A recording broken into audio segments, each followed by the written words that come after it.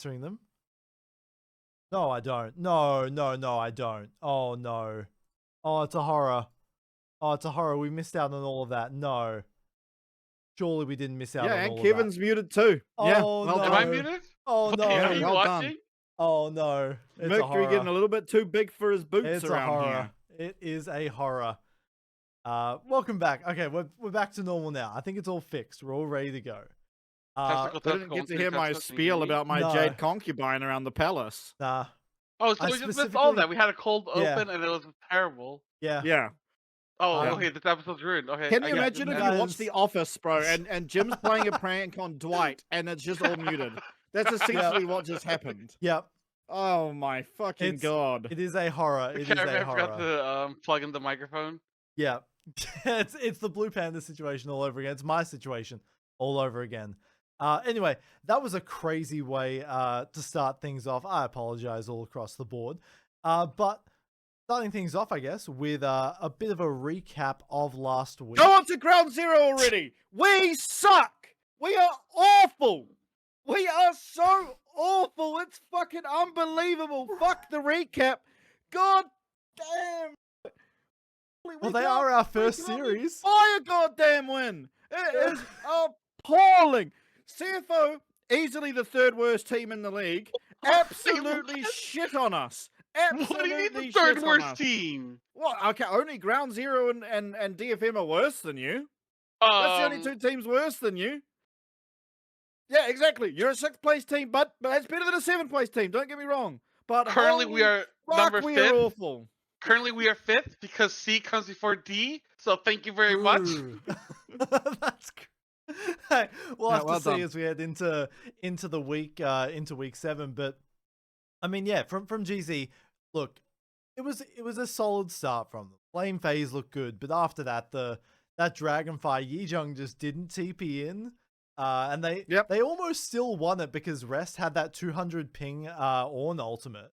Oh, that was a different fight entirely. But anyway, that was fucking awful. Oh man, that was. The first dragon fight wasn't even that one that you're referencing. That was an entirely different dragon fight. But holy fuck, Rest did not deserve to win. Oh my god. The rest of CFO, I mean, Doggo, honestly, he dragged them across the line in game 1. Everyone else was like, I don't know what to compare them to, like a fish out of water, essentially. And then Doggo was like playing out of his mind, which is really good to see because that's what we kind of expected of him after last year. But everyone else was pretty mediocre. I'd say Shadow had a good series for himself. Everyone else was like, they could have done anything, and Doggo was just the best player on the Rift, so he won them the games. But yeah, Rest played fucking awful. I don't know how else to put it. But again, like we know Rest, he's been pretty consistently good. So you don't expect him to play like that all the time. Having one series like that shouldn't be too much to worry about. But ultimately, I still think the level of CFO isn't that much to be desired. It's just they went up against Ground Zero, who are just very clearly one of the worst 2 teams in the league. I mean, I disagree, but whatever. It's fine. I think CFO is doing much better. Like you said, like, okay, sure, like Rest had some missteps on Ornn, but he was playing fucking Ornn into Rumble. He did his job, which is be a tank. What does that matter, bro? Fuck, I'm against Rumble in lane. I'm gonna miss my ult. No, but I'm just saying that, like, dude. Okay, Ezek had all these resources, all the chances to carry, and he didn't do shit. Whereas Rest was like, okay, I'm just here to like facilitate the rest of my team. Week, but it's the same every week. Oh my god. Well, you can't use how bad Ground Zero is as a defense for how good CFO is. That's like I said this before the podcast. We also beat Secret Whale. I said this before the podcast today. It's like that's like last year. DFM going, look how fucking good we are. We beat the Chiefs. Like, it doesn't matter, bro. You beat the Chiefs, like, clap, clap. You know what I mean? also beat Stuffing. Last year, yeah, okay, by the very end. But for the majority of the year, it was like they could only beat the Chiefs.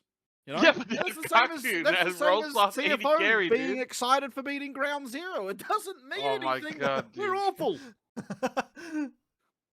And maybe it is really a 2-2-7-4 div, to be fair, though, in that bot lane. Well, I mean, Kino is just better than 2-2-7-4. Yeah. But I don't think anyone's arguing that. That's like, you just have to watch one game to be able to see the difference. I mean, if we're going to compare a rookie to like a long-time veteran that's been in the scene, been fucking multiple international events, like, yeah, sure, I guess that's fair.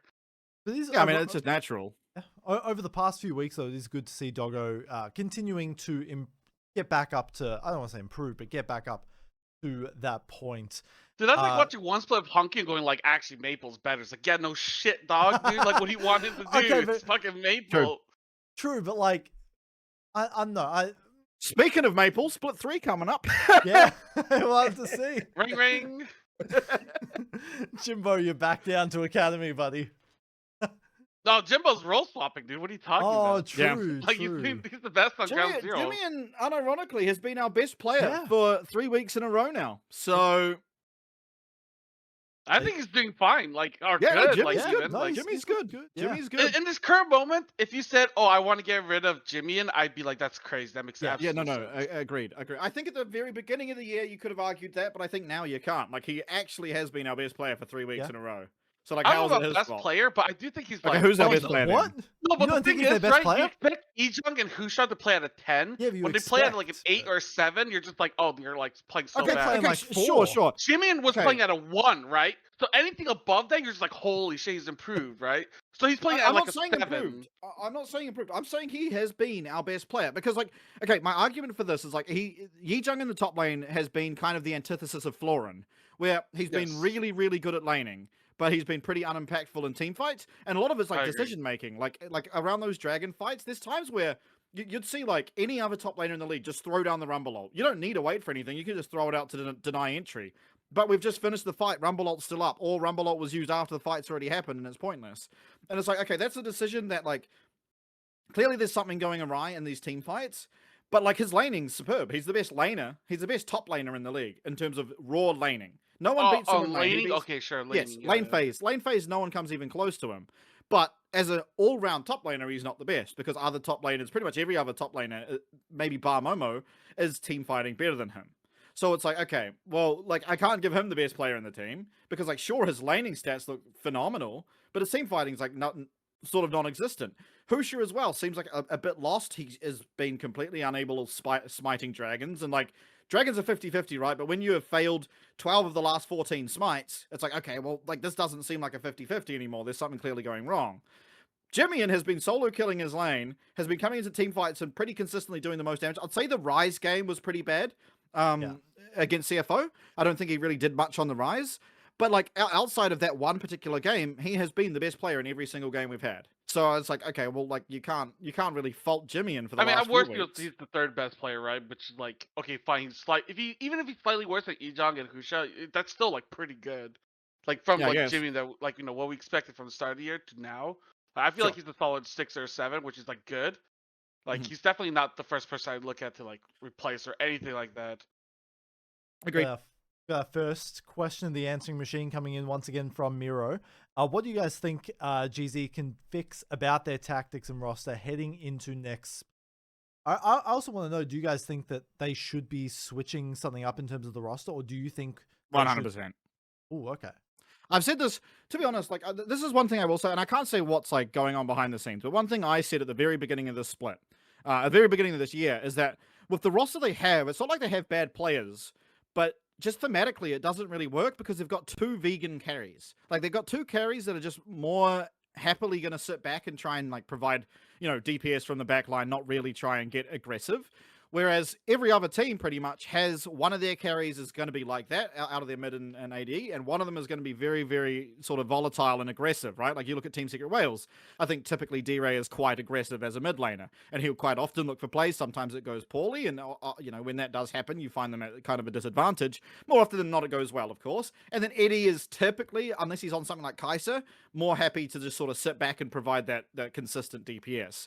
But what Ground Zero have is like they've got Jimmy, who is very much a sit back and try and provide DPS, and you've got Shun, who is very much the exact same. Neither one of them are particularly cerebral, and so you find this issue where who is going to make that play that can win us a dragon fight? Who's going to make that play that can set up for a Baron? And we're really struggling with that. We didn't struggle as much in Split 1 because a lot of the teams weren't as cohesive yet, but now that they've had a few months to work together, they've sort of worked out their game plan, their style, and we're still struggling to work out what works. So I do think, like, and this, again, they're not rookies, so it's not something that's going to change. I don't believe Shun and Jimmy and fundamentally as players are going to be able to change enough to sort of change that dynamic, because they have been playing competitively for like 4 or 5 years now. It's not like they're new to the scene. So you kind of are getting what you expect out of them. Kevin? Yeah, I mean, like, I pretty much agree with most of what he said. It's like really hard because there's not really any players they can get that's probably going to be mechanically individually better. So you're gonna have to try to find someone that can fit more stylistically with the rest of the team. Yeah, like I think Ejong is like a good player, but he's not really like he hasn't really been carrying games, right? Like he wins lane, but he doesn't like carry games, and I feel like that's a huge like issue. And yeah, you Yeah, do I mean, have like that's just top two-ish lane, vegan players. Yeah, to I be know, but like honest. the way usually like you want teams to like form is like usually you want like carry top mid or carry mid bot, right? You don't really Mhm. want like vegan mid and carry top AD. It makes it a little bit harder to like play the map. Like depending, unless if you have your like mid laner play like TF and like roam the side lanes to help pressure. Um, yeah, it's like there's no one really there that's like there to carry the game. Like they're to like push the button that needs to be pushed to like in order to win the map. Like Kusha is probably your best bet at that. Like he's the best one doing that, or he's like the only one doing that. Like no one else really like Yeah. initiates besides him. So I don't know. And You'd have it's to too like. much to put on the jungle. Like to be honest, like, while I think Xin Zhao Pantheon, these champions are really good at sort of being that front line and starting something, it also relies on the team responding to it correctly, which we're not. Right? Like Husha might Yeah. find a good angle to go in, but if we don't respond to it properly, then it's not going to work.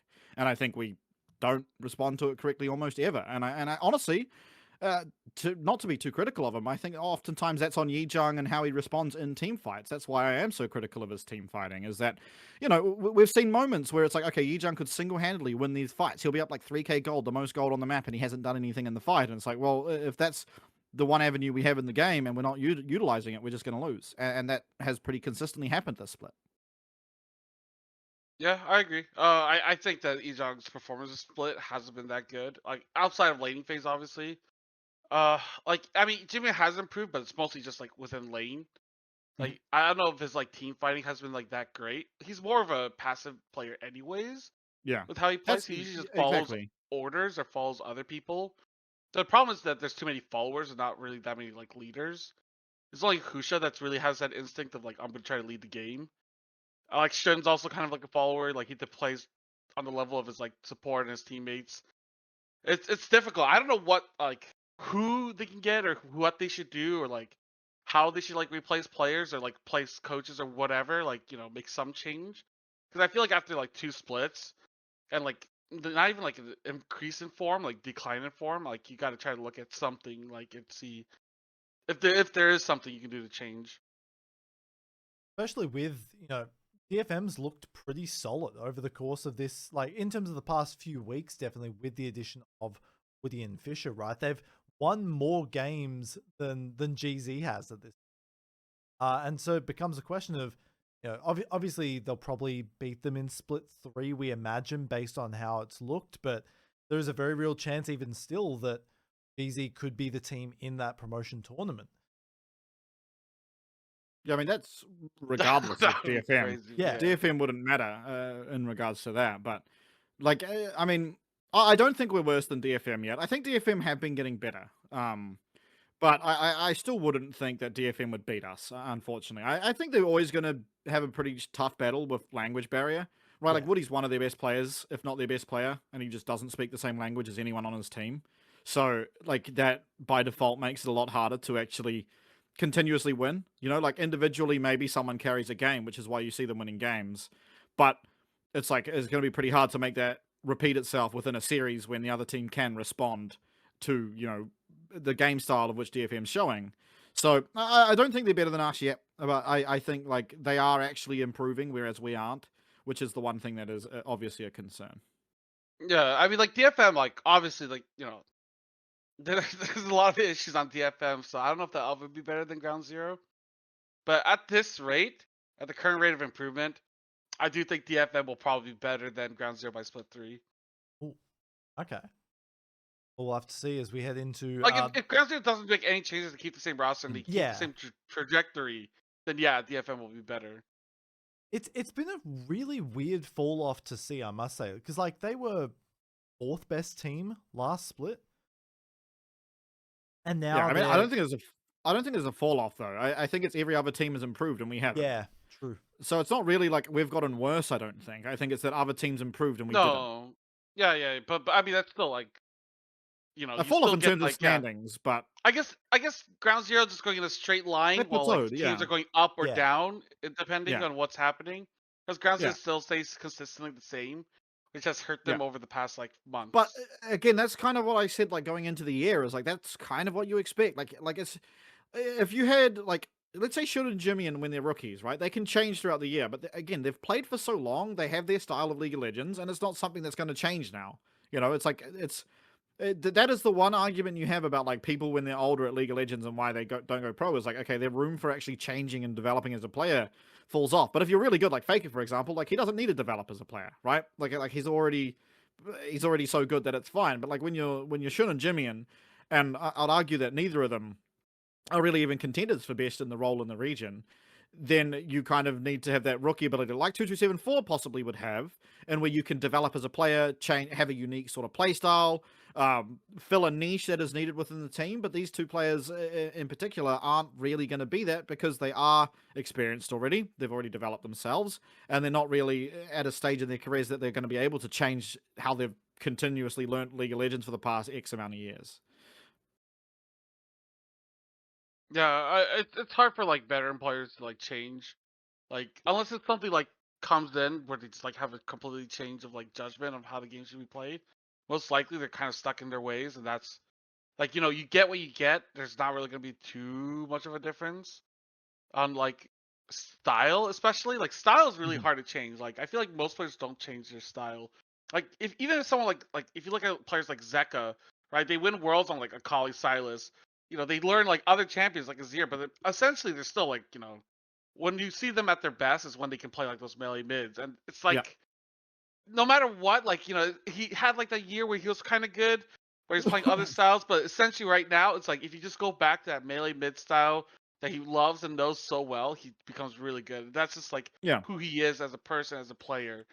It's very hard to like change. Like Knight is one of the best players in the world, and he still can't play Azir. His Azir is still bad. That's just who he is. And that it's like, it's fine because he's so good on other positions or other champions. That doesn't really matter. But the problem is that like Ground Zeroes, like their strengths don't like cover each other's weaknesses. That's right. So that's why it looks really, really bad. Like if you had like, one player change, like kind of like with like CFO in a way, where it's like someone change or something change, and like the strengths, like maybe the overall strength goes down a little bit, but because they complement each other much better, the overall level goes up. Is the idea.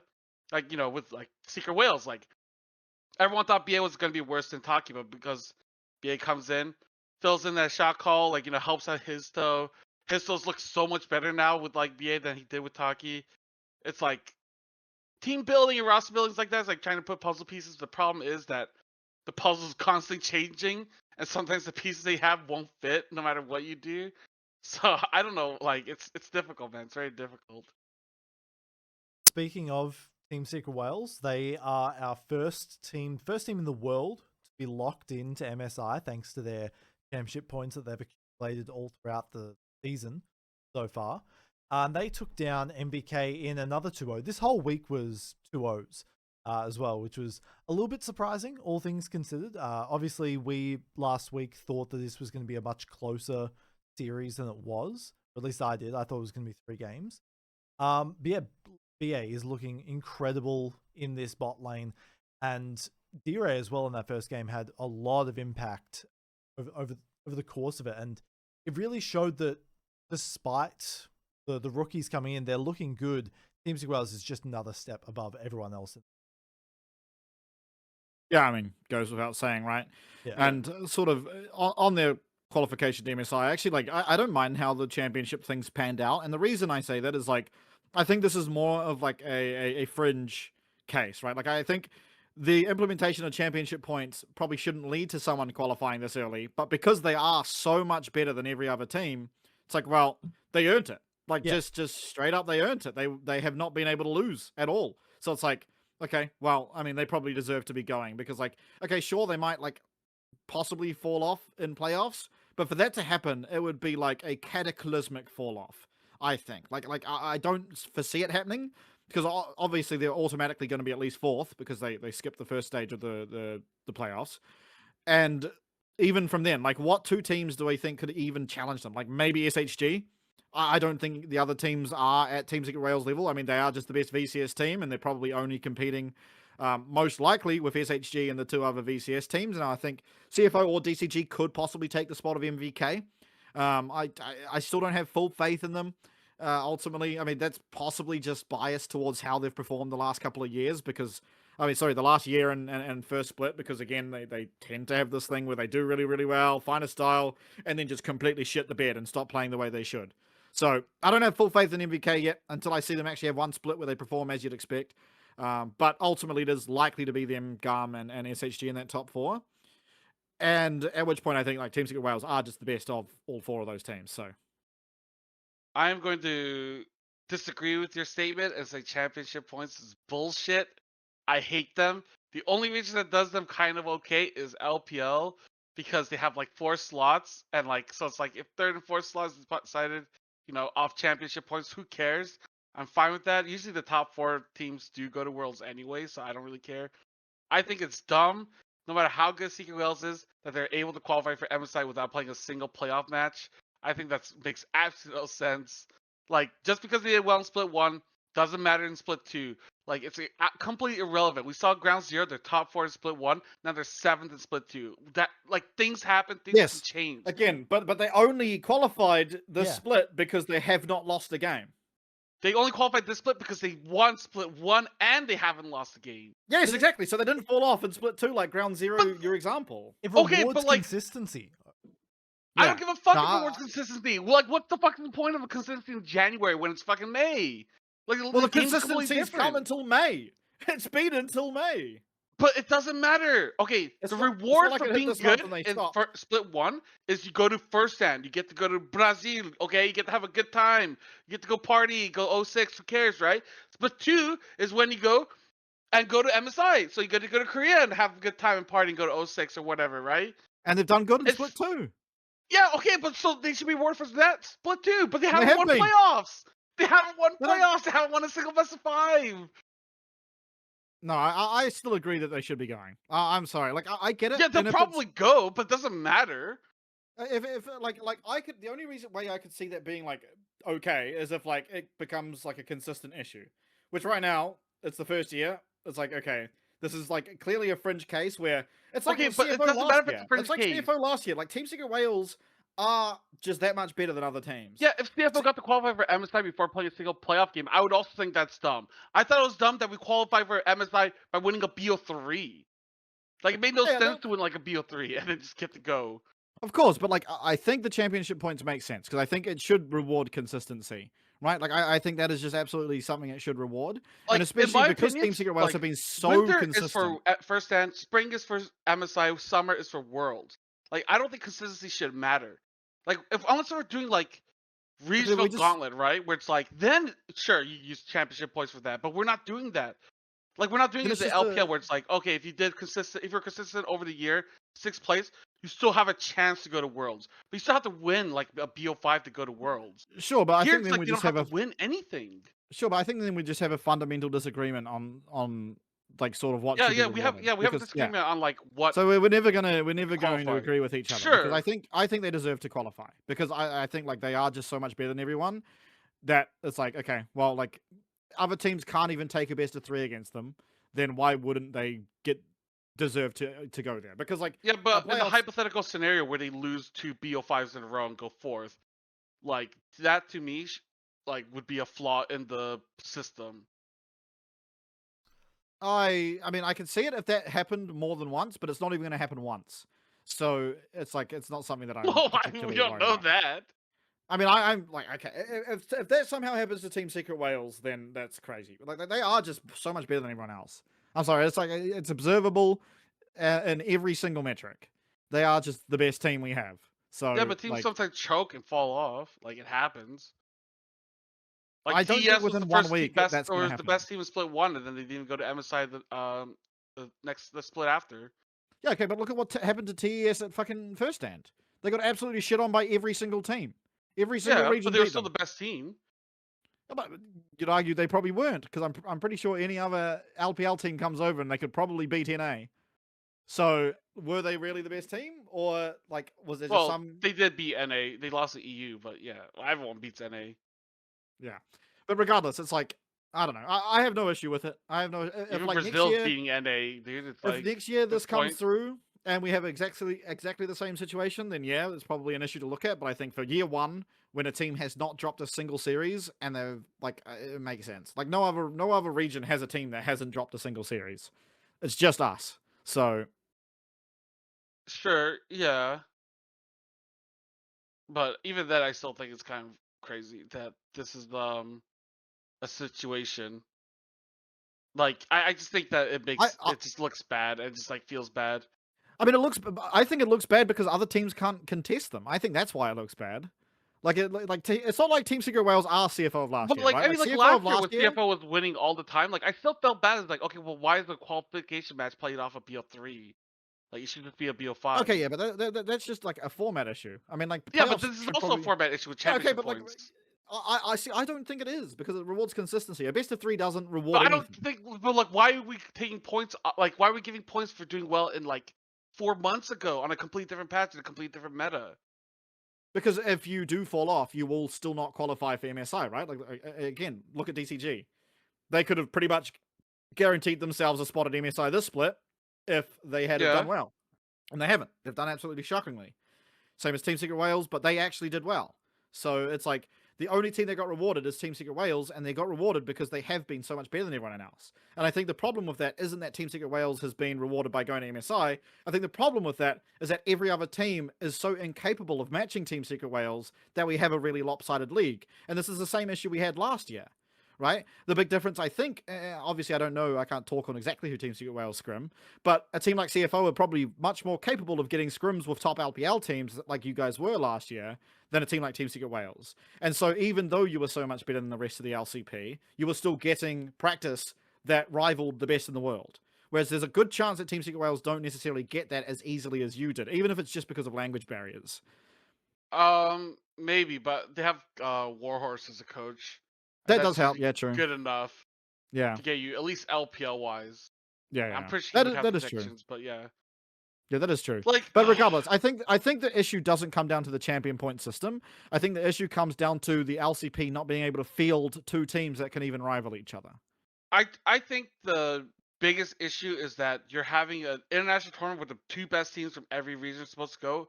And for LCP's case, it's a possibility that the 2 best teams will not go to MSI. I disagree. I think no matter what, because if Secret Wales does win LCP, right? Then the next, the second place team would be based on championship points, and a team like MVK, which 0, or like CFO was 0, would have trouble going compared to a team like SoftBank or DCG. I mean, possibly, except that isn't the case because every team that did well in Split 1 has done pretty bad in Split 2, except SHG. But like, if you beat SHG in playoffs, which is where the majority of your points come from, you might even beat them. But like, again, every team has just played so poorly. Like SHG are probably just our second best team. I don't know if you'd disagree with that, and it might change over playoffs. But the good thing about SHG is they could come fourth, and that's not going to give them many points. And if CFO comes second, they're probably going to end up winning out on the championship points. So, like, Team Secret Wales is just a huge fringe case, is what I think. Like, it's just a huge fringe case, and it stems from the issue of teams not being able to compete with them, not the system itself, not the inherent system itself. Because if the teams were closer, we wouldn't have this ever happen. No, I still think that you have to think about fringe cases if you're making a format like this. Like, we see LEC like send like of course you have to think about teams qualify with like championship points because of like some weird format system. Okay, but this isn't that weird. This is just rewarding the team that is so far and beyond better than every other team. That like maybe they lose one. So they're so far beyond better than every other team when they haven't won yet. It wasn't known. I'm kind of on Kevin's side. I'm sort of flipping because you wouldn't have known that at the start of the year that Team Secret was going to. Yes, exactly. Yeah. No, exactly. Which is why the system would work, right? If we didn't know there was going to be a team this good, then the system works because no team would have already qualified for MSI. But because there is a team this good, they've already qualified for MSI, which is rewarding them for being so much better than everyone. So either way, it works. No, it doesn't work because Team Secret Wales is not the best team in LCP right now. Would you agree with that, Mercury? Would you agree Team Secret Wales is not the best team in the LCP right now? Just yes or no. Just yes or no. Delusional take. They haven't won. They haven't won. How can they be the best when they haven't won? At the current they haven't point lost in time, a single fucking series. series. Oh my god, dude! They've lost 8 domestic games all year. They've lost 14 total all year. That's it. They've not lost a series domestically. Jynxzi, we're gonna have to agree, weeks, mate. Except for the SCG series split 1. This championship point format makes absolute sense. Teams should not qualify for MSI before playoffs is even started. We still have one more week of regular season play. We still have one more week of regular season play. I agree, and we already know one of the teams going to MSI. I agree. Except Team Secret Wales is so much better than everyone else that I don't have a concern with them already. Secret Wales can start losing right now, losing every single game, and they will still make MSI. Is that not fucking crazy? Not really. I don't think so. I don't think it's that crazy, to be honest. And part of it's because I'm so certain they're not going to just randomly start losing every game. Yeah. If there was reason to believe they aren't that much better than everyone else, then I would have concern. But they have pretty much shit on everyone. Honestly, it's very reminiscent of CFO last year. Like if CFO had FHG. But they did. They 3-0'd those guys in the last finals. Well, that's DCG. No, I can't remember. DCG. They 3-1 they Hawks, yeah. Yeah. And they've beaten them all. They've beaten every single team. They haven't lost a series all year. Oh, they lost 1 to DCG in regular. Oh, they lost to DCG for split one. Split one they lost to DCG. Oh, so they haven't won every single so it's series okay, but it's just, just I it's guess just then your point is fucking shit. No, it isn't, because it's still they 3-0 DCG in the finals of last split, and then they're following the same trajectory as CFO except somehow doing better. Listen, okay, I'm not trying to say CFO is the best team. I'm just trying to say, even last year when CFO was winning, I still thought it was weird that we would win. We qualified off of PO3. So yeah, we changed it to PO5. If we qualified in week 6 of the regular season, I would still be like, what the fuck? What is even the point? Why play out the rest of the split? It's just it doesn't make any sense. That's why I think this format is bad. They just automatically qualified for an international event without knowing that you are a top 2 team. We're never going to agree on this. I think Team Secret Wales are just so much better than anyone else. It doesn't matter. Yeah. We spent 10 minutes on this. Yeah, We're just yelling at each other. I will say though, there is still a lot on the line for them though, because our second seed faces off against all of the other. The format for MSI is kind of weird. In terms, I think only 1 or 2 teams qualify full stop from the play-in stage to or whatever. So all of our the tier 2 team is gonna have to face up against LCK2 and LPL2. They're not making it. Yeah. So there is still a lot on the line in that regard. But yeah. Anyway, as we move on from that long-winded topic, with Team Secret Wales 2-0ing, before we head into our next two series, we have another question. This time from Min Min. So the question is, can Wales, with time, not only maintain good form, but mature as a team and show up outside the LCP, not as an underdog, but a team to be feared or something? Not like they went 0-6, but they fought every game type of team. Yeah, of course. Mm-hmm. Last year, they choked at Worlds, and this year, Dyer choked at First Stand. He's 18 years old, 19 years old, whatever the fuck. Yeah. It's his second year pro play. People forget how young the Secret Wales roster actually is. Oh yeah, except for Beer, right? Really, really raw. And Pun. I think Pun and Beer are reasonably old. That's crazy to me. I don't know any other team that did well with a mid jungle rookie. I actually don't know. No. It's one of the hardest combos to pull off. Same with jungle support rookies. It's very difficult to actually succeed on. Yeah. You have FlyQuest in a much weaker region than any other region. They're still struggling with triple rookies. Yeah, I don't think there's much concern. I think they absolutely can. They have. I mean, we've seen again, like you said in the thing, we've seen flashes of strength from them, and it's just a matter of can they are rookies, right? They don't have a lot of international experience. Once they get more, I think that they can maybe match CFO. I mean, CFO last year was crazy in terms of their success, but yeah, we're not doing that, by the way. I mean, I don't want to say never. I don't want to say never. I think that there is never. Maybe in like 3 years' time, but like no one on that team is as good as Jynxzi. So I think, I think just possibly maybe next year. I mean, Histo Dyer could be as good as Jynxzi. Like it's just like Histo could be. Histo's actually played well. Histo's played well every single international. Yeah. Histo hasn't had a bad performance at internationals yet, but the issue is Jynxzi had like 2 years of bad international performances. Yes. Everyone wrote him off. Yes, I mean, I and like then he joins the right team with the right players, and then he pops off and goes top 8. Like it happens, right? Like you just need the right combination of players. I'm saying this year, also all really good. Yeah, this year's probably impossible. I'm saying this year it's not happening. We're not rivaling CFO's performance this year, and that's just like again they're too new. Like it took Jynxzi a long time to get to the ability to perform internationally the way he did, because he was playing domestically the way he's playing the entire time. Like he was absolutely dominating domestically, and he'd go internationally and just couldn't get it done. And then finally, you know, the right pieces came together and it was able to happen. I don't think we're there with Team Secret Wales yet. I think like so far the internationals that D-Ray's gone to, he has looked pretty poor. I mean, similar to Honkyu, honestly. Honkyu looked poor at internationals too. I think that's just partly to do because most teams' mid laners are their best players. Like the best, the superstars of most rosters are the mid laners. So you've got D-Ray coming in as a 19-year-old going up against fucking Faker, Chovy, Knight. It's like, okay, well this is cooked. You know, like it just is what also a 19-year rookie, whereas Honky had Jynxzi to help him out. Yeah, like that people don't realize, like, oh, like Honky looked good at internationals sometimes, right? Like his MSI was really good, but people don't notice how much Jynxzi helped him out. And then instead of like D-Ray getting a Jynxzi level jungler to help him out, he has like another rookie that's also learning how to play the game. So you're like mid jungle, like it's like one of the most important pieces to your team, and they're both just like new. And just getting raw dogged by every other team that has like fucking Chovy, Faker, all these like legendary mid laners. Because it was the opposite for PSG. Because when it was PSG going international, Maple was actually like the shining light of that roster, while Jynxzi was kind of fumbling. Like it was kind of the roles reversed for that team. Like Maple was like if they were going to win a game, it came off the back of either Maple, Betty, or Wako. It was never Jynxzi. And so like, you know, Jynxzi came into CFO, and then he kind of had the role that Maple had, essentially. Like he was the veteran in that dynamic, and he seemed to thrive with that sort of dynamic. I mean, I feel like that old PLC roster should have done better. I think they should have made top 8 at one point. Yeah.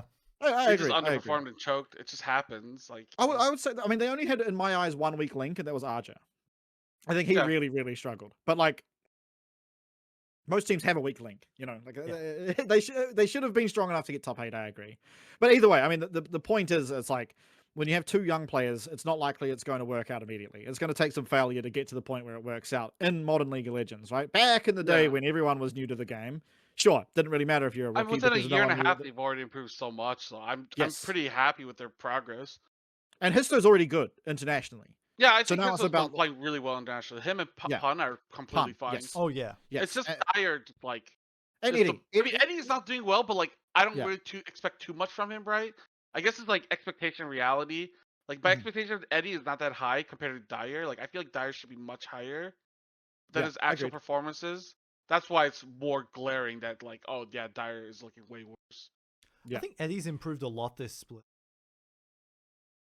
I think he got worse, but anyway. Really? I mean, like within the league maybe, but like internationally he still has issues. Yeah, I think last year or this split as well. No, I think last year Eddie was way better than this year Eddie. But anyway, that's whatever. I think Eddie was so much better last year than he has been this year for the entirety of the year. I think he's been pretty poor. And maybe that's because he's got beer instead of Taki. I don't know. But regardless, he's been looking worse than he did last year. I think that's fair. Maybe. As we head into, there's 4 more teams in the league as well. And we started off Sunday with DCG going up against DFM. I'd say a much needed morale boost for DCG, all things considered. Hongswell had some pretty nasty footwork in that Cataclysm, but still, it was obviously, this is a grain of salt. It was against DFM. They were expected to win. This was probably going to be a 2-0 any day of the week. But heading into playoffs, I think that there is definitely a chance they could maintain this form. Given the rest of the territory, though, I don't know if they can run it back. My brother just said beating DFM is them being on form. I said a morale boost. I said a morale boost. Okay, I don't think it's a morale boost. The reason I say that is like last year beating the Chiefs, did that feel like a morale boost? Because DFM are just the modern day Chiefs. Like, honestly, you know, like they haven't got a win. They are seemingly incapable of getting a win. Same as the Chiefs. And so, like, beating them, I don't think will give you much more of a morale boost. In fact, I think more than likely, and this would have been the same as beating Chiefs last year, it's like, oh, thank God we didn't lose to them. No, I'm not even kidding. I'm not joking. It's like, you don't get a morale boost for beating the team that is just dead last, incapable of winning. It's more of a relief than anything. And that goes for not just League of Legends, that's just anything, right? Like if you're queuing up League and somehow you're like, you know, like I'm in my Master Games and I'm against an entire team of Emeralds and I beat them, I don't feel like glee that I beat them. I feel like, oh, thank God I didn't lose. You know, that's the emotion you get from it. And that's just natural. When you're supposed to win something, it doesn't fill you with joy that you win it. It's just like, well, this was Sunday, you know. So, I mean, that is to say, I don't think DCG has... I think DCG is suffering from the same thing as Ground Zero. I think everyone else around them has leveled up and they've stayed the same. And I think that was something I expected coming into this year because, like, they came into Split 1 with the advantage of having played the entire year together before this year. So they'd already established how to play as a team. Every other team, new rosters, new players coming in, rookies coming in, whatever. They had to try and work out how they'd play together. Now that teams have started to do that, DCG aren't finding as much success, and I think that'll continue to happen.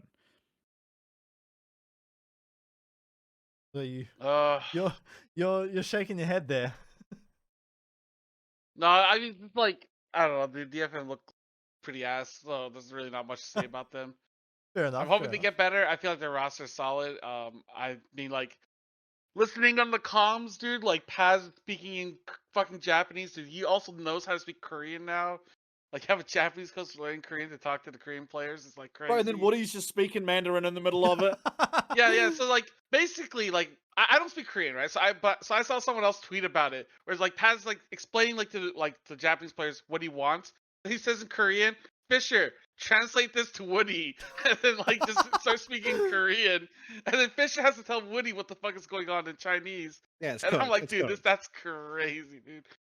That's crazy. Like, Woody's, I can't tell how good Woody's Japanese is. I barely hear him speaking. Like, he knows, like, very few basic words. So I don't even know if he understands what's happening in the team, because everyone else is speaking Japanese.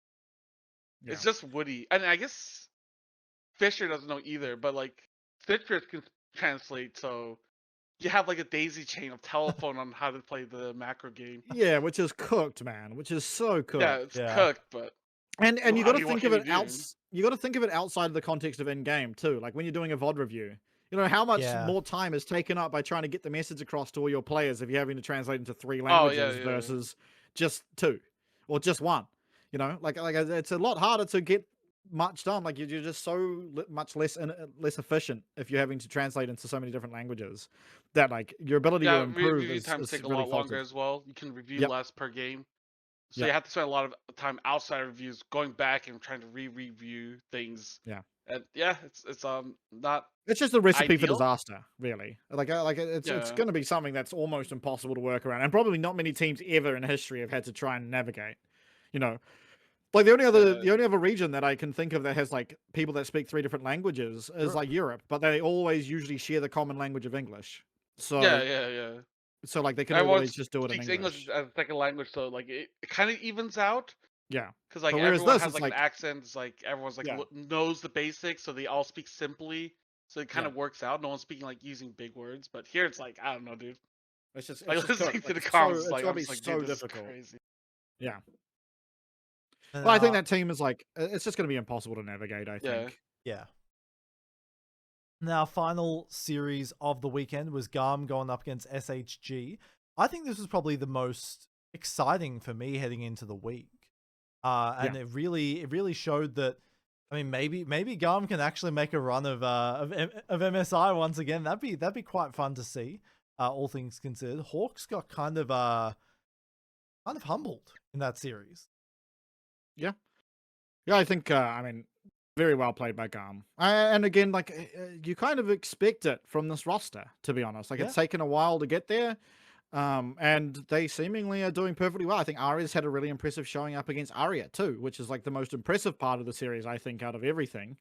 Right? Like, I think that is the hardest lane for them to navigate. And Aria's did very, very well. So, like, if they can continue that, then, yeah, they could make a run to MSI. Kevin? What do you think? Wait, think about what? Do you think they could make The MSI? Gam versus SHG, mate. Oh, That's serious. Gam versus SSG? He's out. He's zoned out completely. Dude, sorry, I was having you know when like something terrible happens, like traumatic, like you piss your pants at school, like and you try to block out that memory. I It's kinda can't like say I've that. had that experience. No. Oh, okay then. Well, I mean, if you were on Team DFM or Groundsy, you'd have that memory. But anyways, Oh, okay. bottom line is like, dude, SHG, I thought they were so good, and then they lose to Gam like that. Like, it wasn't really that close. There's some close moments, but overall, Gam just played way better.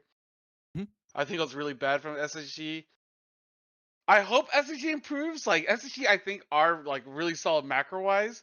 I think Corgi and Maru have done a great job with this team so far. There hasn't been too many like Corgi drafts that ruined the team. Like, I don't even think this weekend was like bad drafting. I Like I agree. don't think they lost off draft. I think they just lost off like team play and like Yep. macro wise. They just So got that's outplayed. why I'm like that's kind of concerning. Because if it was just like bad coaching draft, I could just blame the coach and just move on. You don't be happy. Like like if your team was shit, you just blame the coach no matter what. It's like the coach doesn't know what he's doing. It's not my player's fault. But here I'm like, you know what? I think Corey's doing a good job. I can't even like get mad at him, which sucks. Yeah, I agree. I think Corgi's like pretty consistently this year done really well with SHG. I don't think there's really been a moment where I particularly blame him. Like, of course, they haven't won every single draft, but there's never been like really egregious ones that what we would see in PSG from time to time. Like I think he's There's a done really lot well. less egregious drafts that Yeah. solo lose you the game. Yeah, agreed. But like I don't know, Gam looked good. Gam just straight up looked good. So that's like promising. I think that's like a good thing to see prior to the final week. Drakthar played well. Yeah, he did. Yeah, Drakthar. I mean, the whole team played well. Yeah, I mean, Drakthar stood out to me. Like, I think ours also played well. I think what is it? Glory coming in made him realize that I got to start winning games. I can't just like chill. Get my Yeah. jungler fired again. I have to actually perform. I want to ask. I just thought of this now. This can be my big question. If Hawks don't make an international this year, is that the biggest disappointment for a team in the LCP this year? No. Yeah, I don't know what are we comparing it to though? Like maybe, Compared but to like the other teams in the league and their performance.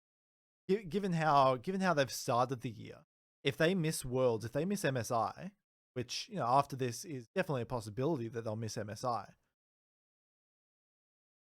I don't think they've at any stage been the second best team in the league. Like maybe during regular season, but like last split was DCG, right? This split is still going on, so I don't think it's not like they're clearly better than every other team. Like they've been winning most of their games, but it hasn't been like by like clear leads, right? Like it's been quite a lot of narrow margins of which they've won. So I don't think it. Like I wouldn't be confident enough to say SHG is going to be our second team. Yeah, like historically speaking, like I don't even think SSG is like the second best team. Like it'd be more sad that CFO doesn't go to an international event. But bias aside, like I feel like that would be very hurtful to all the fans and all the kind and hearted people, all the handsome fellows out there. But besides that, I mean, I don't think SSG like is like deserving to go. Like it's like it wouldn't be like a crime if they didn't go. There's really no like team in the LCP that I thought was like, oh yeah, they're the clear second favorite. So like it's like they didn't go to international. That sucks.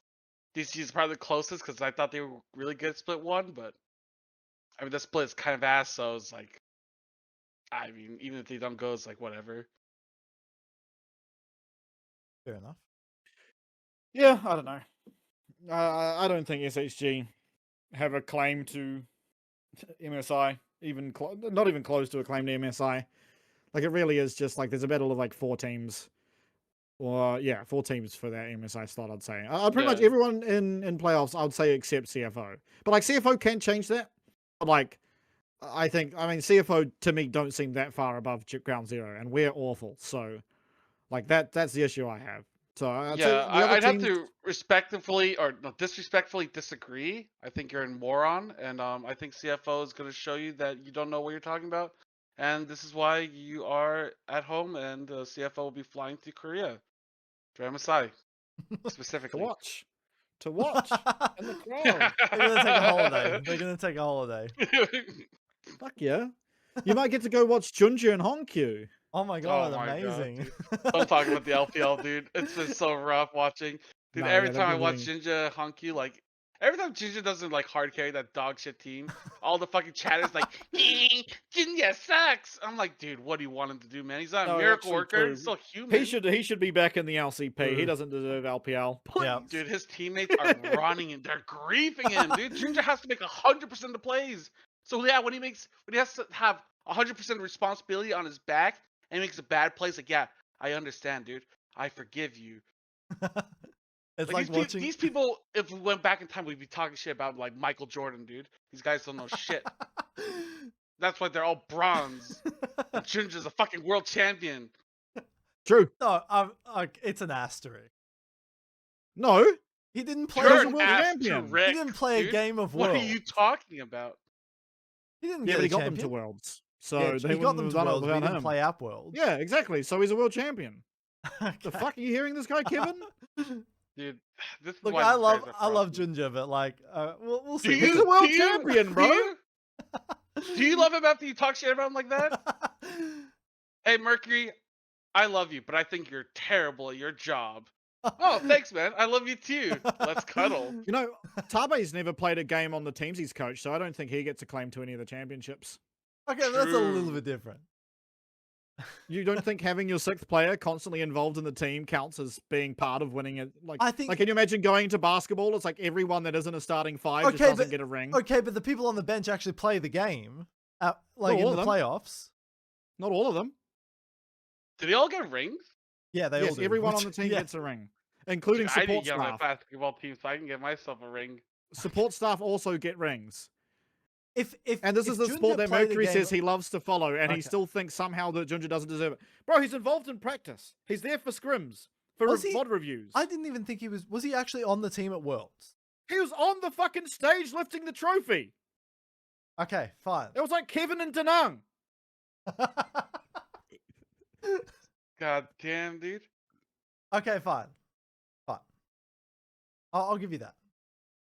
Yep. Okay, Vestion, I have a question for you. Okay. Ooh, let's hear it. You're the GM of Ground Zero, okay? You can GM? take any player from around the world. Realistic, not even realistic, but let's just not say faker or something like that. Who would you get? Jynxzi. You would get Jynxzi? Yeah. That's just a guaranteed LCP win con. Like, what, are you fucking kidding me? Yeah, it probably would be, right? A guaranteed LCP win con. Like, dude, okay. Jynxzi and Yi-Jung would be good enough together. Yeah.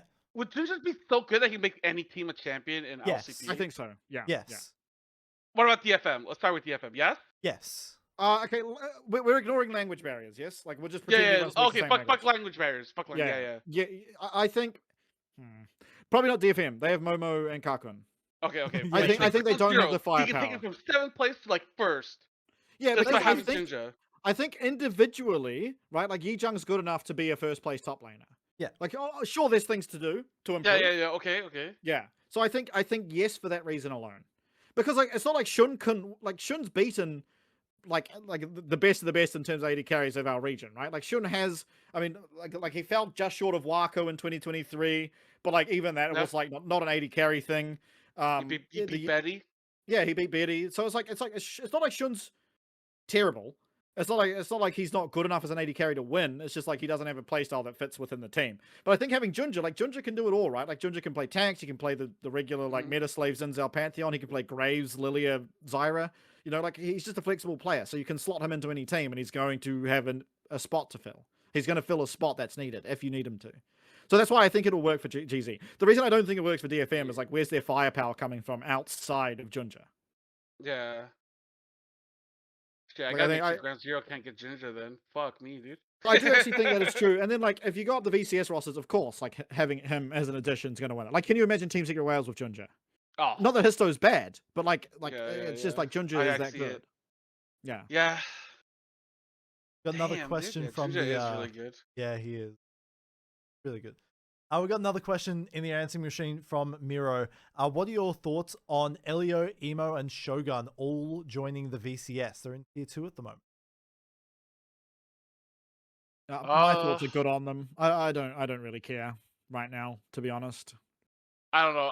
I thought Emo was kind of ass. So Shogun's okay. I like Shogun. Elio was good until he joined MVK, then lost of all his skill set. Yeah, those players were never the players in the LCP from the VCS that I was like, wow. They were just like there, in my view. Like Shogun, I didn't even think Shogun was better than Style for most of last year. I thought Style was the better AD carry. So I thought Shogun was the better AD carry, so I guess we're kind of split on that. I thought Elio was solid. I will give it an asterisk if I don't think they were that different. To be honest, sure. It was just like I mean, they're the same. They're basically the same AD carry, but yeah. But yes, no, I don't really Shogun. care. Like, okay, so like looking at the champions that Shogun had to play compared to Style was so bullshit, dude. I swear Shogun had to play more sending games, whereas like Style got to play whatever the fuck he wanted. Oh, here's the carry champion for you, Style. It's like, please, SLFM, may I carry a game? Like, shut the fuck up, Shogun. I spent most of last year watching Style on fucking Smolder. Yeah, and like Smolder eventually becomes a carry, but like scales and carries. Yeah, okay, but you have to suffer through playing lane phases, Smolder. I'm looking at fucking their stats right now. And Style also played a lot of center. I think MVK just liked playing center. Was more the thing. I hate. They both played center. But anyway, I don't really care about any of those players being in the VCS. To be honest, I don't care that much for the VCS when the VCS is already doing well in the LCP. I think more of my concern is for the PCS and how bad we in general look. So yeah, we sort of answered it last week, but obviously you weren't there. And Mira, that was Mira's third question: is what do you think these PCS teams can do to rebuild? Examples were import, bring up tier 2, and recall other players. I think we've already. I mean, if we recall our players, we have the best team in the league. Wait, what? Wait, can we just recall our players? Is that a thing? Like all recalling players means is we get last year's CFO back and we've won. Yeah, true. Whatever, man. Whatever. I'm still surprised. I feel like a VCS hater, but like LCP success has mostly come from like the PCS teams. Yes. Yeah. Like Flashball, fucking like Type A Assassins, like PSG, CFO. Like Gam's biggest success is a fucking Carthage bug and then just winning the whole match off of that. Oh, it's not even, they didn't even get to top 8, they just denied another team top 8. Yeah. No, I think it's like pretty obvious to me if we get PCS players back, PCS wins the league. Yeah. Like it doesn't matter what team they go on. It's just like whatever, we've won the league. Because there's no VCS player better than Junja. There's no VCS player better than Hongq. And support, I mean, Kaiwing's whatever. Kaiwing, like, the VCS supports are really good. So, like, I don't think Kaiwing is like... I think BA and Taki are better than Kaiwing. I don't think Kaiwing clears his role. I think Hongq and Junja clear their role, and I think Kaiwing is like... He's one of the best, but he's also, like... I'm not saying he's better than Beer or Taki, because they're also really good. So... And like every time CFO lost last year was because of Kaiwing. So like, I can't rate it that high. What the fuck? It was Kaiwing doing some absolute fucking trolls. Like I'm never gonna forget MSI game 1 against T1. I'm never gonna forget it. We get Artican. We got Baron. What do? Go to Artican. Kaiwing dies randomly in the fucking blue buff, and we lose the game. Nice, man. Nice. We would have won that game in 4. What did I have to go through? Rest Ornn getting solo killed 17 fucking times. Are we for real? When they're slandering, when they're slandering him, but you know they're right.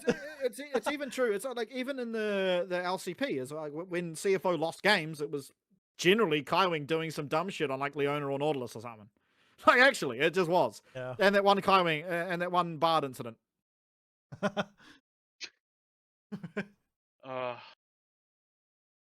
guess it's not a good segue at all, but Ben.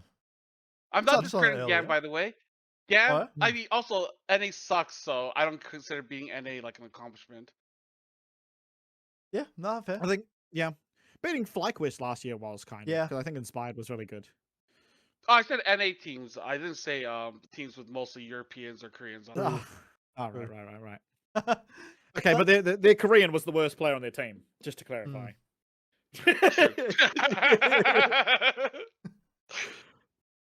Yeah, that's very true. Yeah, well, I mean, we'll have to see in the next week of games how the regular season plays out. But Ben, Your arena challenge is finally over. We're never going to hear the end of it, but you are the world arena champion. Yes, correct. The only world championship 18 hours of arena a day. Yeah, the only championship Oceania will win. So true. like I'm out here putting the region on the map. Really, doing God's work. Yeah, for those of you, Latam hate him. I'll tell you that for free. Latam hate him. He is in fact they're saying Vestion's a cheater. That's what they're saying. They were saying that he was. I'm out here. Trading. No, I gotta say no. They didn't say that. They said that there's no like. Why did I get so many random points? But all it was like there was a bit of an issue with the calculation. I won't go too in deep with it. But like I read the social posts, so I knew what was supposed to be happening and what wasn't happening and what would happen eventually when they calculated it correctly. Which is why at the end he got like 200 points and I got like 500 points because we were doing the end of the challenge differently. But what I will say is I had to go through the trenches. I was doing most of it solo. I played like I'd say 65% of the games I played were solo. Which is a lot harder to win, I'll tell you that. Like, because you're just queuing up, right? And you just get in Timmy that's just finished his job, 9 to 5 plumbing. And he's just queuing up for bravery. He's picking bravery, and he's getting the hardest champ to ever exist. And he's building the most fucking decrepit items. And it's like, it's very difficult to win these games. It's very difficult to get top 4. But we're getting it. We get it. We got a few wins. When I duoed, it was pretty much only wins. But more importantly than that is like, from RuneScape, I have learned the art of grinding for 30 hours straight. I could have absolutely done that, but because I'm on Oceania, I have exactly until Perth goes to bed, and then the queues stop popping. Yep. So, 6 a.m. my time every day, mandated sleep, because there were no more queues anymore. And so like I couldn't even queue up as much as I wanted to. I had to go to bed because there was no fucking queues popping. So I did it the hard way. Got it done, though. Got it fucking done. Yeah. First place. And right. you get to design an arena augment. Coming to the life patch, baby. Vestion's vasectomy. You get to design that with the devs. It's actually going to be in the game. So if any of you guys get it, you better tag him in social media. But do you have any ideas on the augment so far? I don't really know. So when I thought about it originally, I was thinking about it through the lens of like, to do this challenge, I had to play a bunch of unique champs, right? And so like, once I got top 4 on the most broken champs in this game mode, for example, are like Zinzao, Shyvana, Briar, Zahin. Those are like the 4 most broken, and then Yuumi paired with them. It's like, it's ridiculous. And partly because there's so many augments that fit them. They can take the AD carry augments, assassin augments, whatever. They can take it all. And so you never really low roll. And so you're pretty much guaranteed to top 4 every single game. But I was having to play all sorts of different shit that were not very good. And so my original thought was like trying to think of an augment that could somewhat nerf the like broken champs. But then like thinking about it again, it's like I want to make an augment that people want to click. And the fantasy of playing arena for most people is to be that strong champ, to be like Giga OP, right? It's not to nerf someone else. It's not to make someone else not have fun. It's to have fun themselves generally. And so I've got to think of what to do in regards to that. Because like one thing I considered is this like warm-up routine where you just sit AFK and channel your warm-up routine and you get damage amp for doing that, right? But I was thinking like maybe you could do an augment that just has that passively. And so you're playing the round, but you are like gradually getting stronger and stronger. But I don't know what that'll look like. But ultimately, I think no matter what I do, I'm going to have to talk to the dev because like they're going to have more of a semblance of what will work in the confines of the game than I will. So like I don't really know, but I think I want to do something along those lines probably. Besides the vasectomy, do you have any name ideas? Yeah. Not that that's not amazing. I don't know that I can have my name in it or not, but if I can, I think like the only thing I can think of that like rolls off the tongue somewhat is like Vestion's Valor. Because like obviously like it's hard to think of a V word that I was thinking of Vestion's Backstab, but I guess that works too. Vestion's Backstab. There's already Backstab, like unfortunately. It's called Clown College. It's called Clown College. It's every single assassin gets it every single game, and it's fucking annoying. I don't know. It's hard. There's a lot of options, I guess. Sorry, I had to put it in there. Yeah. We don't have any Latin American fans, dude. If we did, dude, I would fucking be like, hey man, if you want some dirt on this guy, call me, hit me up. There were so many Latin fans during the Pentanet days, back in like the MSI when Pentanet went. We had so many LATAM fans in the server. It was cool. Yeah, because of the funny memes those guys would do. True, Pabu was. It's like that's actually yeah. But yeah, I don't know. It's hard to think of. I think Vestion's Val is like the only names are word hard. That it is. I'm not a creative person either, so it's like it's not that easy to think of. We call it off-rift. Could call it off-rift. Just stone face.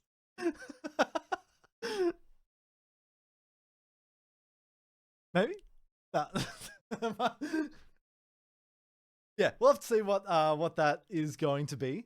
But the fourth question, Mira's on a roll today. With the questions, spamming them out.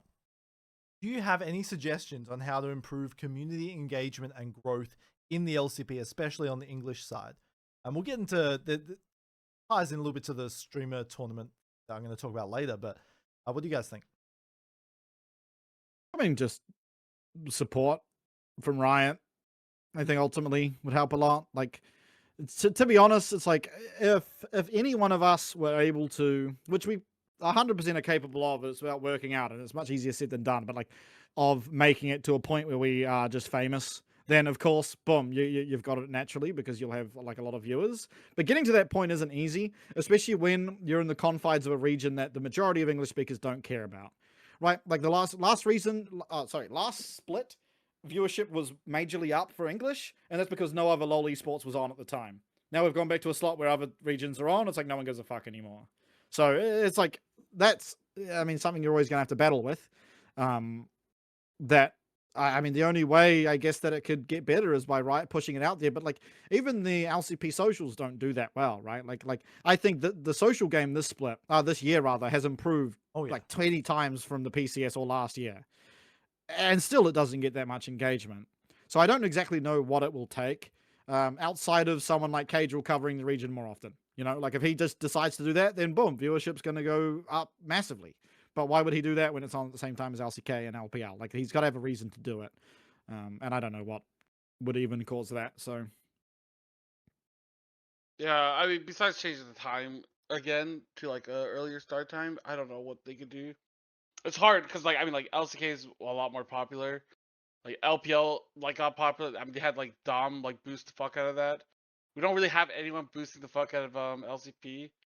Like, I also think like Split 1 did better as well because CFO did so well internationally, and then CFO was gone.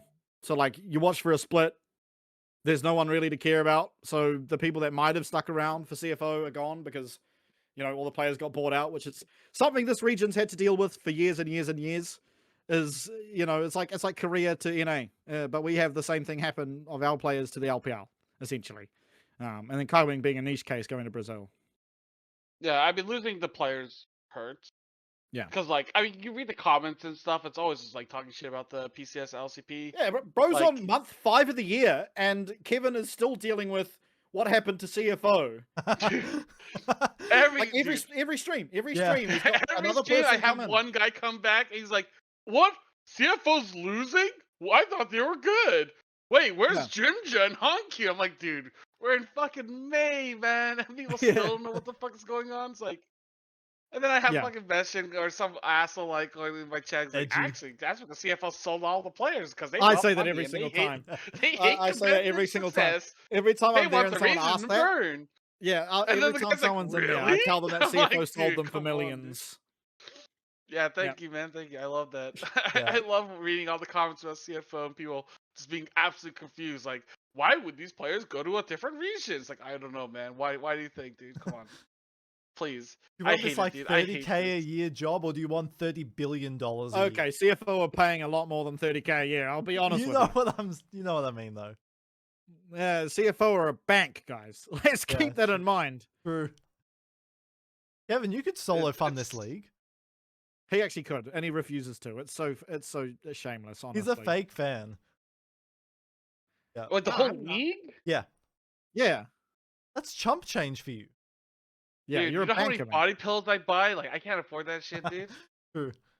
Yeah, it's a real problem. It is a real problem. I think like like you mentioned, support as well. It's hard to like grow viewership without having like an official like promotion behind it. But like, back in the day, obviously they promoted things through the client. So like, obviously that's a way to go about it. But I think just viewership and getting people to care, but that's when you don't have sure, but they do it region specific. So like you promote an English product for the LCP, what client does that cater to? Like probably Singapore and OS. The OS people don't give a fuck. I'm telling you right now. Like the majority of OS people don't care because like the only OS ties to it is Ground Zero, who are a PCS team. Yeah. So like, and even historically, like OS fans just never really cared that much, to be honest. Like the majority of OS fans okay, I do. So they just never really cared for years and years and years. OS fans for the PCS, haven't really been a thing. No, for the LCO as well, man. Like LCO, the OPL and the LCO, there was like pretty decent for the OPL, yes. For OPL, yes. Yeah. For LCO, absolutely not. I think definitely. If you look at since the viewership numbers, the viewership numbers versus who is actually watching are very different things because the viewership numbers display people that are watching through something embedded. It's through embeds, so they're not actually watching. They're not actually there. They might be on like the LoL Esports page AFK and it'll show them as viewers, but they're not actually there. Because like the stats, I've seen like the stats for the LCO viewership, and it's nothing like what gets displayed at the bottom right of the screen. So it's like there hasn't been for quite a few years there's been a fan base, don't get me wrong. And it's a very, very, very like caring and like passionate fan base, but it's not been a big fan base. Yeah. And so like even promoting it to OS, it's like you're gonna get the same people who interact with it anyway. Right? Like that's who you're hitting. You're not like people that don't care about it aren't gonna randomly care about it. And maybe a few will, but it's not going to be any like meaningful numbers. The big one could be like the Singapore server. Like maybe that has impact. That could possibly have impact. I can't speak to that. I don't really know well enough, but I know the OS one, like there's just people just don't care. It's on at a bad time for the majority of OS, and it doesn't really have any players that they care about particularly. So yeah. And then one last thing is like losing PSG, GAM not doing well, CFO not doing well. I feel like that also hurts viewership because like nobody knows who the fuck any of these other teams are. Like DFM's probably another popular team internationally. But they're also doing bad. They're absolutely terrible. Yeah. So it's like doesn't really help. Like I mean, SoftBank's on the rise, right? But like nobody knows who the fuck Seeker Wales is. They had like saw them go like 1-3 in like Worlds, and then 1-0-6 at first stand. It's like then no one's gonna care. Yeah, I think it's true. Room, though. Like obviously TOR viewership was pretty high overall, and obviously like the community is still there, but not really engaging in the much as yeah, but the TOR viewership's high because it's players everyone knows. Yeah. Right? It's not like random Taiwanese players or Vietnamese players or Japanese players that no one knows about. Yeah. So because like there's no connection, for example, like Violet, because Violet's playing, then people are going to watch. If Biopanther's playing, people are going to watch. If whoever, if you've got reason to care about the players, you'll watch it. And at the moment, for Oceania specifically, there's not really anyone in the LCP to care about because like historically, maybe there's like Maple, because of his international success, or Levy, they're gone. Even like a name like Jynxzi, most Oceanic people won't care about because they just don't know who he is. But like historical names are meaningful, and for Oceania, Evie isn't a historical name. Udapon is a historical name. Evie's not really a historical name for Oceania, and so like it's very hard to care because those people that Oceanic players know aren't in the league. So difficult situation to get ourselves out of. That for sure. And I guess that brings us into some brighter news on the community side of things. Jynxzi's tournament pulled in absolute numbers. Obviously, it's not APAC related, but it's still pretty big news that happened this morning. I think it peaked at like 831,000. It was something higher than LEC Versus in terms of its peak viewership. So it was amazing to see, and it's good to see as well because like Jynxzi sort of revived Rainbow Six, from what I understand.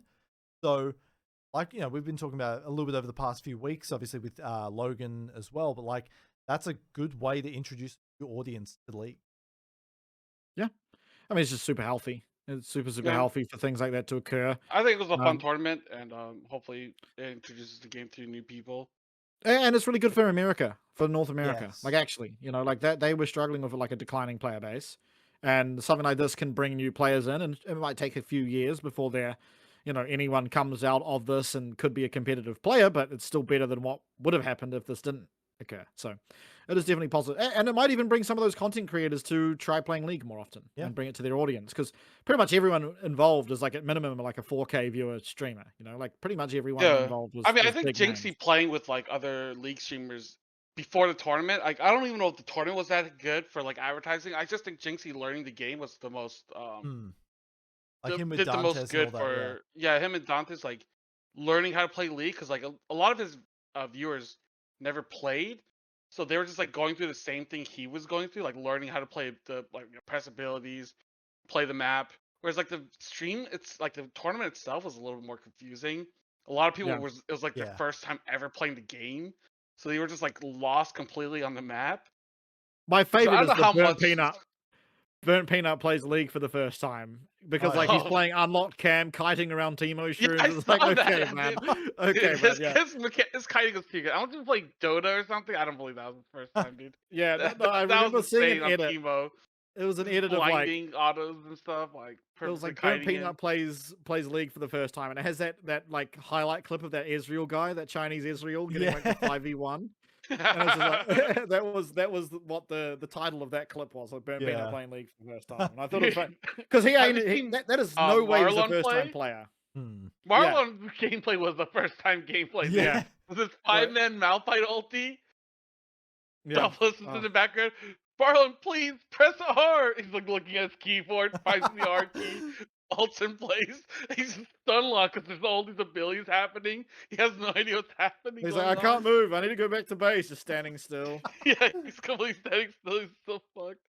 Like moments like that was so fun, dude. I saw all the clips. Like when I woke up, dude, I watched all those clips. Dude, it was hilarious. Yeah. There's a lot of good moments, but like for advertising for the game, like I don't think people are actually gonna give a fuck about LCS, but I think for gameplay is what's important. Like help people get into the game League of Legends first. I think it would be good for the LCS to like actually do more with Jynxzi in especially in the lead up to obviously spring finals. They've got that roadshow in Arizona, right at the university. I think like that's they should be doing more of it. They should be looking towards it. Well, they tried to do more in the past, but it doesn't really like help too much. Yeah. To their credit, though, I think they did pretty good promotion for the event. Obviously, there was that giveaway for the Yi skin as well. Like people who watched 2 hours drops of it. Help a lot. Yeah, but they have like it's Cutie Pie Cinderella, something like that, right? She's like a streamer. She's pretty big. Like she was on like LCS, like with double lift and shit. Like I think she's like cooking streams and stuff to try to like help promote the league, but I don't know how much that'd help. Like maybe the streamer tournaments would be better. I think doing one-offs doesn't mean anything. It's like you got to do a consistent thing. Absolutely. Yeah, I mean like the Twitch Rivals things, they stopped doing that, but stuff like that I think is probably the best way to get people to like kind of get into League of Legends, the game, and get into like a competitive side of it. But you have to kind of do it right. And I think Jynxzi like learning how to play League for the first time, having like League streamers come in to teach them how to play. I think that was like the best thing for the game. Yeah, I agree. We got our fifth and enable voice chat, enable duo queue. Yeah, League of Legends will be more popular. Like there's a lot of League streamers out there that don't want to play League on stream because League of Legends is a terrible game to stream. If you enable all these things, more people will play. And more people will stream it. I agree. We got a fifth and final question from Miro in the answering machine. What changes would you bring to the LCP? League size, tier 2, location, playing time, etc. Oh fuck, dude. I mean, if I could, league size, sure, get it to 10 teams. Tier 2, obviously there's something we want to do for that, especially for PCS and APAC in general. Not just like tier 2, but also like the like high school like level of gameplay. There's a lot of work that's being done that needs to be done, but it just takes time because I mean Rome wasn't built in a day. Yeah. What else? Like I don't know. Like format, I think it's overall fine. Maybe change up the playoff format a little bit. I wish we could play more games during the week, but obviously that's another financial thing. What else? I don't know, dude. There's so many things going on. But the main thing I'm focusing on, like at work, is like tier 2 and the APAC regional scenes. I think, like, honestly, for second year, it's not that bad. I think like down the line, if there were more things to tie in universities, across APAC and high schools and make tier 2 level up, then like that's good. But for year 2, I'm pretty happy with where things are. Like again, same that, like, 5 years down the line, having more teams involved, so maybe there is like room for a Filipino team or an Oceanic team or a Thailand team or whatever. Like I think that would be good because it gives those regions something to aspire to. But for year 2, it was pretty unrealistic. I think the position of which LCP itself is in is pretty fine. The biggest issue it faces really is that it's just not that competitive. It's just very top, like very, very top heavy, and has been now for a second year in a row, and an entirely different roster. So I think that's a concern, and I don't think that's even necessarily something Riot can fix, outside of being like, all right, everyone can import whoever the fuck they want. Yeah. And then you turn into the LJL and you've ruined your league. So yeah. Yeah. CFO just gets like 7 Koreans and a coach. He's thinking about it. I can see. He's thinking about Well, if I can have anyone, then yeah, I'd probably take like Faker, Chovy, and all those guys. Yeah. I would take 7 mid laners from Korea, so that way they won't have any mid laners to play with. Now you're thinking. Yeah. We still win LCP because Korea's is better, but then LCK won't win Worlds, and then we can sit together in our own puddle of shit as we all suck together. Yeah. Take one for the team, dude. Yeah. As we look ahead to week 7, our final week of the regular season, we ran a little bit late. Wait. Can I go back? Yeah, one thing I'll change is we should get rid of the fucking 2v2. Oh, yes. Okay. I think 100%. Yes. It's sort of, I think it was a really, really fun idea at first, but now every time I'm watching it, every time I'm watching it, I'm just like, man, I wish we were just into the game. Like, the results of the 2v2 rarely has any stock on what occurs. Could just be the actual 2v2 itself doesn't matter at all. Like, it may as well just be a coin toss. But I think for like trying it out, I think it was worth to try out. But now we're in year 3 of doing it, and it's just like, it's so meaningless to me. Like, I don't care if Ground Zero lose it at all. Like, it just doesn't matter in the slightest if we lose it. I don't care, Like, especially now that you get side select or first pick or whatever. Like, both teams get to pick anyway. So what the fuck? Who cares? Like, it actually means even less now that both teams get to pick something. No, I agree. I think it should just be a coin flip, I think, overall. But yeah, as we head into the final week of the regular season, we start things off. DCG going up against Jynxzi. It's probably going to be We've lost. It's fine. We can move over to the next one. Yeah. Then we've got MVK versus Hawks. So again, Hawks has to run the VCS gamut at the end of the season. I think. Do any of these matches even matter? Am I supposed to give a fuck about anything? I think for standings, yeah. I think obviously Hawks and MVK are tied third in terms of games, everything like that. So the winner avoids Team Secret Whale's first round, right? That works. Yeah. So definitely important. Who knows? For that, and then obviously Secret Whales get to choose. Yeah. Oh, true. So you don't avoid fuck all. They'll just choose whoever they want to verse. So you don't actually avoid them. And I mean, obviously, get second. And then obviously, Flying Oysters and DCG, they've got the exact same win rate as well. So for standings and all that kind of stuff matter a little bit. And then obviously Sunday we start things off. I think Sunday's probably going to be a 2-0 day across the board overall. We got DFM, Team Secret Whales, and GARM CFO. Are there anything that's standing out for you guys? Wait, 2-0? What? You think CFO's going to 2-0 GAM? No, they're going to. Oh, you're funny. You're funny. Oh my god, dude. Whatever. Nothing stands out. No, you're seriously telling me that you think CFO is going to be GARM? He's saying that because he has to. He's saying that because he has to, but yeah, his heart of hearts, he doesn't believe it. Dude, I mean, unfortunately, we just 2-0 Ground Zero. Okay. Good job. Good job. You're like, I'm not going to say it. Maybe I can't say that. But like, have you ever seen that Kanye meme with like the basketball? Where he drops like 84 points in a basketball game.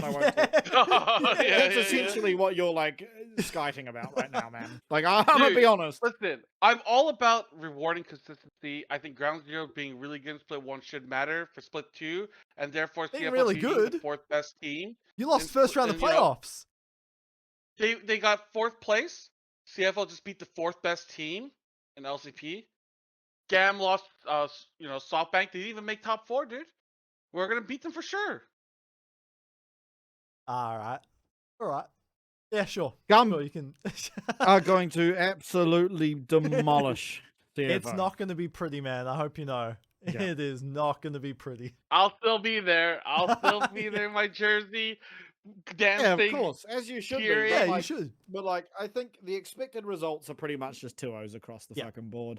Maybe MVK and was it DCV, right? That's the highlight. SoftBank. Yeah, that's the highlight of the week. Maybe. Yeah. I mean, that's probably the only match that really matters. To be honest, I don't know if the other matches matter too much. That one is fun. That one I don't know. That one could be a 3-game series. In fact, it probably should be a 3-game series. So yeah. Likely. But other than that, I think it's like coming in. There's very much expected winners. Yes. Right. But our playoffs teams are locked. We'll be finding out the exact seeding after this week, although it's, like we mentioned, pretty much set in stone. And barring any outside disruptions, now that the arena challenge is over, the next 3 episodes should be on our regularly scheduled time. But just, in advance as well, the finals recap episode will be airing on the Wednesday. I believe it's the 11th, if I'm not mistaken. No, the 10th. Because I'll be in transit from Taiwan all of Tuesday, pretty much. But yeah, I think that's pretty much it. We ran a bit long this episode. But thank you all for tuning in for episode 13 of the Off Riff podcast. We'll see you next week.